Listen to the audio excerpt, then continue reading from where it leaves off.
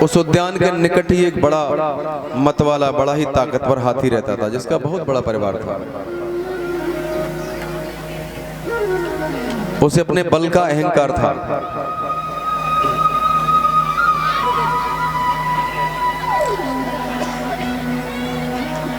एक दिन वो अपने परिवार को साथ लेकर के वन में विहार करने के लिए गया।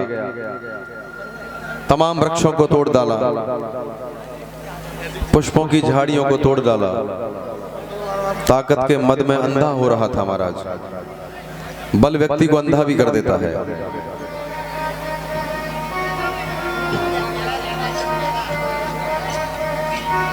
घूमते घूमते उसको दोपहर हो गई। तमाम वृक्ष उसने उखाड़ डाले, तोड़ डाले। दोपहर में जब उसको प्यास लगी तो जल पीने के लिए उस सरोवर में गया। हाथी जब भी पानी में जाता है तो जल क्रीड़ा करता है महाराज। सूंड में जल भरता है और अपने ऊपर फेंकता है, अपने साथियों के ऊपर फेंकता है। हाथी का ये नेचर है। तो हाथी अपने परिवार के सहित, उसकी पत्नियां थीं, उनके सहित वो सरोवर में प्रवेश कर गया। पहले जल पिया, उसके बाद जल क्रीड़ा करने लगा और देखते ही देखते उसने सारे सरोवर के जल को गंदा कर दिया, पानी को गंदा कर दिया।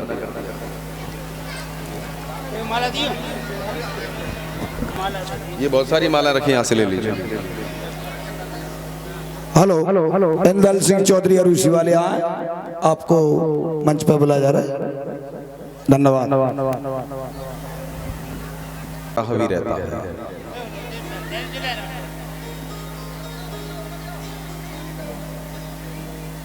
ग्रह ने सोचा कि आज ऐसा कौन आ गया जो कमल भी तोड़ डाले।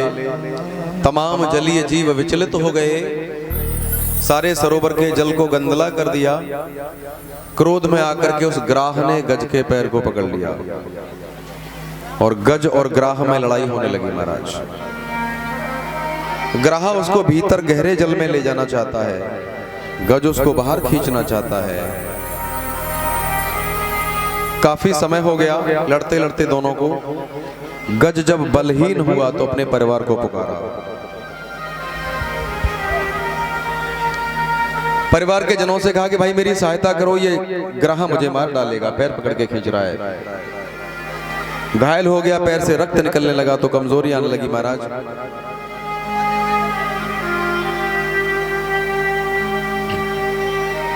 सुखदेव जी ने कहा कि राजन, जब वो घबरा गया, उसके प्राणों पर बनाई, उसको लगा कि ये ग्राह नहीं मेरे गले की फांसी का फंदा है, ये मुझे मार डालेगा, मेरे प्राण नहीं बचेंगे।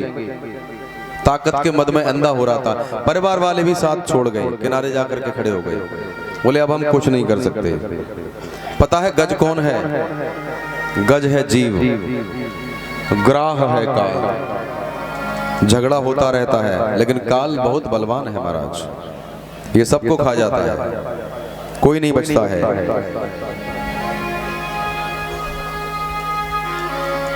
घबरा गया गज, घबरा करके उसने,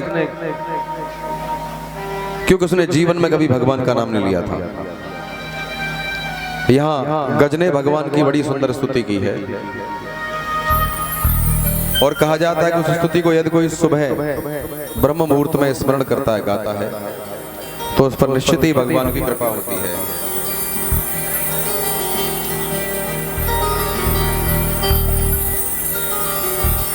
आइए एक दो श्लोक हम भी उसके गाते हैं। नमो भगवते तस्मै यत एतच्चिदात्मकं पुरुषायादि बीजाय परेशायाभिधीमहि। यमन ठीक है। गज ने कहा कि जो कोई इस जगत के कारण है, जो कोई इस जगत के कारण है, मैं उनकी शरण लेता हूं। नाम नहीं लिया उसने किसी का। जो कोई इस जगत के कारण है और उनका कोई कारण नहीं है, मैं उनकी शरण लेता हूं। वे मेरे प्राणों की रक्षा करें, मेरे प्राण नहीं बचेंगे। जब स्तुति की गजने पुकारा, ग्राह उनको खींचते खींचते गहरे जल में ले जा रहा था। कहते हैं कि इतना खींच के अंदर ले गया कि हाथी की केवल थोड़ी सूंड बाहर बची बस। भगवान आए और गज और ग्राह दोनों का ही उद्धार किया महाराज। बोलिए भक्तवत्सल भगवान की जय। सुखदेव जी ने कहा कि राजन, एक बार देवताओं में और दैत्यों में युद्ध हुआ, देवता हार गए, दैत्य जीत गए। छिप छिप के रहते हैं देवता। एक बार वे सभी देव इकट्ठे होकर के ब्रह्मा जी के पास गए, अपनी समस्या के बारे में बताया। ब्रह्मा जी सभी देवताओं को लेकर के क्षीर सागर पर पहुंचे, वहां भगवान की स्तुति की।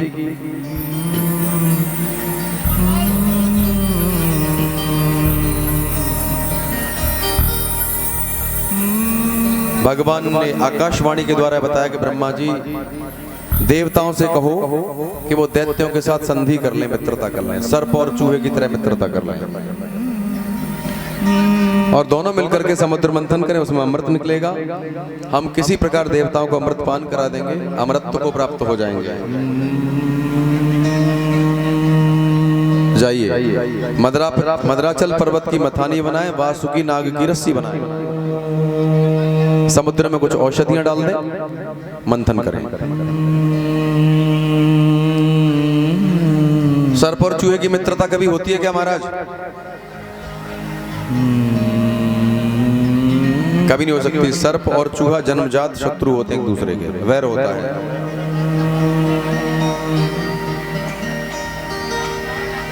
महाराज हाँ क्या बात है।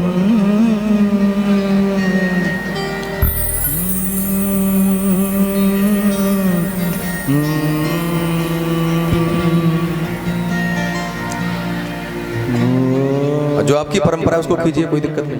हमारे बीच में हमारे नेता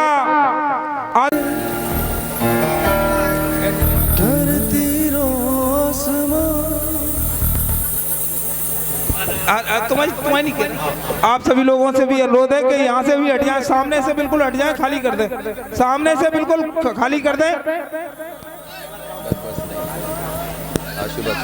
साधु बादशाह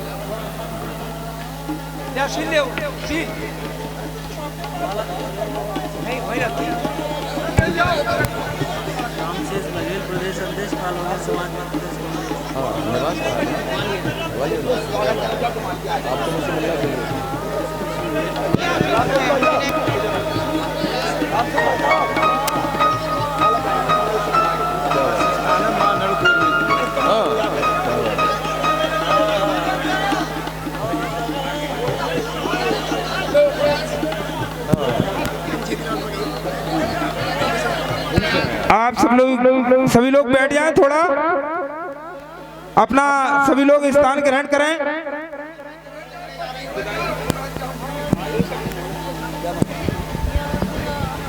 हमारे बीच में भांडेर विधानसभा क्षेत्र के लोकप्रिय विधायक और विधानसभा में हंगामा करने वाले, आप सबकी मदद करने वाले भांडेर के लोकप्रिय विधायक फूल सिंह बरैया जी व्यास महाराज जी को शॉल श्रीफल भेंट कर रहे हैं। आप लोग तालियां बजाकर शानदार स्वागत करिए हमारे आदरणीय कांग्रेस के नेता रामशेष बघेल साहब और हमारे आदरणीय फूल सिंह बरैया जी, जिनसे हमने कहा था कि हमारी आलमपुर स्टेट पर जिस तरीके से भूमि पर अतिक्रमण किया जा रहा है, तो हमारे भांडेर विधायक फूल सिंह बरैया जी ने हमें आश्वस्त किया था कि आप लोग मुझे आवेदन दीजिए, मैं विधानसभा में आपका मुद्दा उठाऊंगा। तो ऐसे हमारे भांडेर विधायक फूल सिंह बरैया जी हमारे बीच में हैं और हम उनसे कहेंगे कि अपने चंद शब्द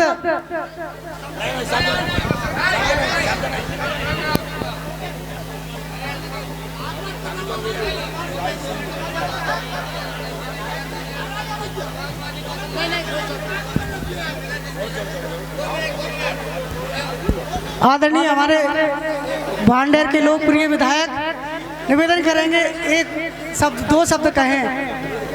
हमारा आपसे ये निवेदन है, हमारी इस भूमि पर अतिक्रमण किया जा रहा है बरिया जी, और आप जिस तरीके से मुद्दा उठा रहे हैं, आपको बहुत बहुत धन्यवाद।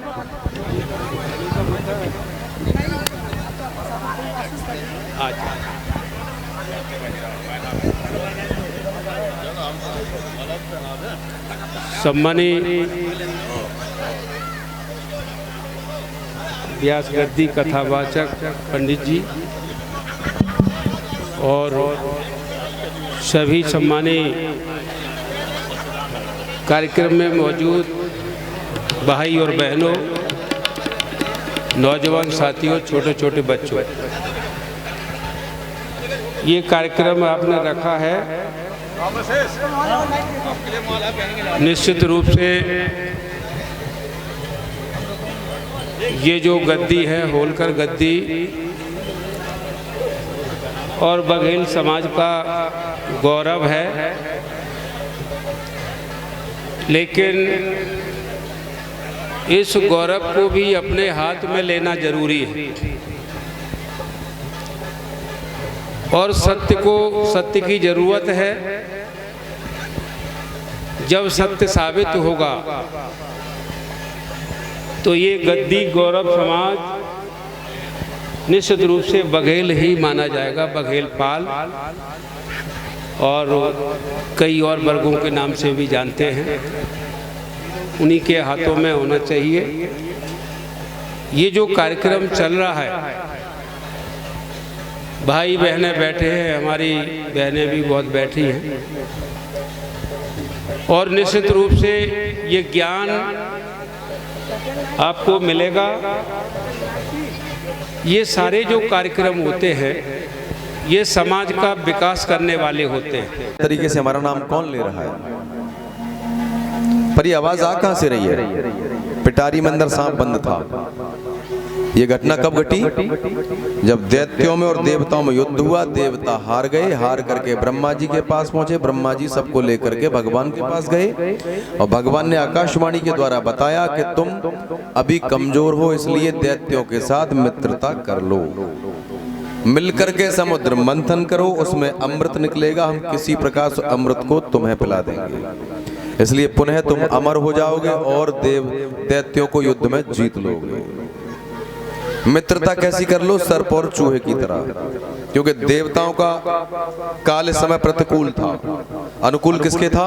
दैत्यों के। समय खराब हो तो शांति से काटना चाहिए समय, बता रहा हूं, ज्यादा उछल कूद नहीं करनी चाहिए। हाँ, तो महाराज पुनः आवाज लगाई उस सांप ने पिटारी के अंदर से, मूषक राज और मूषक राज। अब चूहा अपने मन में विचार करता है कि हमें आवाज कौन दे रहा है। चूहे ने कहा कि भैया तुम कौन हो, कहां से बोल रहे हो? सांप ने कहा कि तुम जिस पर बैठे हो उसी में से बोल रहे हो। सांप ने कहा कि चूहे ने कहा कि भाई तुम अपना परिचय दो, तुम कौन हो? सांप ने कहा कि हमारा नाम है सर्पराज, सर्प देवता हैं। सांप का नाम सुना चूहे के रोंगटे खड़े हो गए, उछल के पिटारी से दूर जाकर के खड़ा हो गया। सांप ने सोचा कि यदि ये चला गया तो काम बिगड़ जाएगा, युक्ति से काम लो, बुद्धि से काम लो। एक मुहावरा आपने पढ़ा है, लालच बुरी बला है। इडियम्स, अंग्रेजी में इडियम्स कहते हैं और हिंदी में मुहावरे कहते हैं। तो फिर सांप ने उसको लोभ दिखाना शुरू किया, बोले भैया एक बात बताओ, तुम्हारे बाल बच्चे ठीक हैं कि नहीं? तुम हंसी खुशी रहते हो घर में कि नहीं? चूहा बोला कि भाई रहते हैं, अच्छी बात है। बोले एक बात बताओ, समय कैसा चल रहा है? बोले भैया समय बहुत खराब चल रहा है, क्योंकि किसान अब अनाज में सेल्फोस की गोली लगाता है और पैक करके रखता है, कुछ खाने को मिलता नहीं है, और खेतों में भी पेस्टिसाइड्स का प्रयोग किया जाता है, कीटनाशक दवाओं का प्रयोग किया जाता है, तो बड़ा परेशान है हम। चूहे ने कहा, सांप ने कहा कि टेंशन काय को ले रहे हो, हमारे रिश्तेदार की मिठाई की दुकान है, हाँ, और मैं तुम्हारा वहां परिचय करा दूंगा, खाता खुलवा दूंगा, एक एक दो दो महीने खूब उधार मिठाई खाओ, परिवार को खिलाओ, कोई टेंशन नहीं है। चूहा बोला करा दो। तो सांप बोला ऐसे कैसे करा सकता हूं, मुझे पिटारी में से बाहर निकालो। बोले कैसे? कि पिटारी को गोल गोल काट दो, मैं बाहर निकल आऊंगा। चूहा बोला कि देखो भाई, तुम मुझे जितना मूर्ख समझ रहे हो मैं उतना मूर्ख नहीं हूं, हाँ बुद्धिमान हूं। तुम चाल चल रहे हो कि मैं तुम्हें पिटारी में से बाहर निकाल दूंगा और तुम मुझे मार के खा जाओगे। सांप ने कहा कि भैया वो बात नहीं है यार, अब हमने सत्संग ले लिया है, सत्संगी हो गए। अब आलमपुर में कथा चल रही है छतरी बाग पे, कल ही हमने दीक्षा ली है गुरुजी से। अब ये खाना पीना सब बंद कर दिया हमने, शुद्ध सात्विक भोजन करते हैं, है ना। हाँ, चूहा सांप की बातों में आ गया और कभी कभी तुम भी किसी की बातों में आ जाते हो। लालच बुरी बला है। चूहे ने पिटारी को गोल गोल काटना प्रारंभ किया और पिटारी में एक सुराख बन गया। सांप देवता बाहर निकले और सांप का प्रिय भोजन क्या होता है? रैट, चूहा, है ना। हाँ, चूहे को सामने देखा, सांप ने प्रिय भोजन है उसका, झटक से कुंडली मारी और अंदर कर लिया महाराज। तो आकाशवाणी ने देवताओं से कहा था कि समय तुम्हारे प्रतिकूल है, विपरीत है, इसलिए थोड़ा धैर्य से काम लीजिए, संधि कर लीजिए, मित्रता कर लीजिए। और ध्यान देना, शत्रु यदि ताकतवर हो तो थोड़ा समय हिसाब से निकलना चाहिए और अवसर की प्रतीक्षा करनी चाहिए। ध्यान देना। सुखदेव जी कहते हैं कि राजन, देवताओं ने मिलकर के दैत्यों के साथ संधि की और दैत्यों के अधिपति कौन है? महाराज बलि। उनसे कहा कि चलो मिलकर के समुद्र मंथन करेंगे, उसमें अमृत निकलेगा, उसको पीने के बाद कभी किसी की मृत्यु नहीं होती। अच्छा, अमृत होता भी है क्या?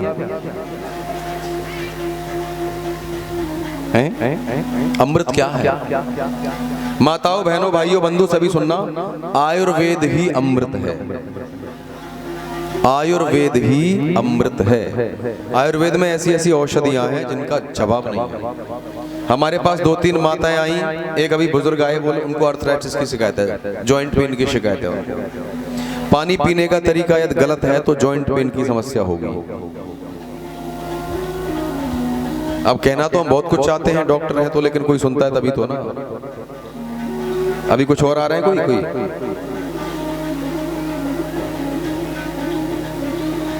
बोली वृंदावन बिहारी लाल की जय, जय जय श्री राधे।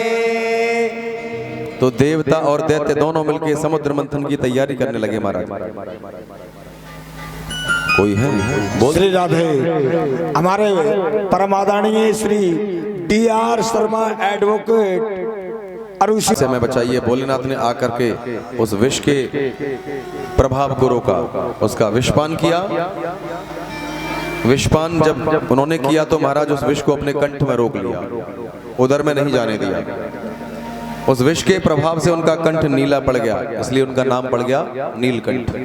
बोलिए नीलकंठ महादेव की जय हो। आगे चल के इसमें कामधेनु गाय निकली, उच्चैश्रवा घोड़ा निकला, ऐरावत नाम का हाथी निकला, कौस्तुभ मणि निकली, कल्प वृक्ष निकला, चंद्रमा को भगवान भोलेनाथ ने अपने मस्तक पर धारण किया, इसलिए उनका नाम है चंद्रशेखर, चंद्रमौली। शारंग धनुष निकला, अप्सराएं निकली, पांचजन्य शंख निकला और वारुणी निकली। वारुणी का मतलब मदिरा, शराब निकली। पीने वाले कहते हैं महाराज 14वां रत्न है ये। लक्ष्मी जी निकली और अंत में अमृत का कलश लेकर के श्री धन्वंतरी जी महाराज प्रकट हुए। बोलिए धन्वंतरी महाराज के जय।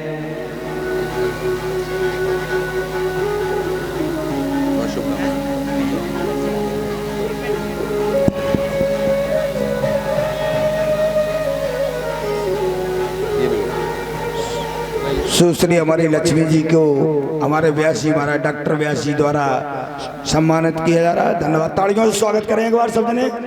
धन्यवाद।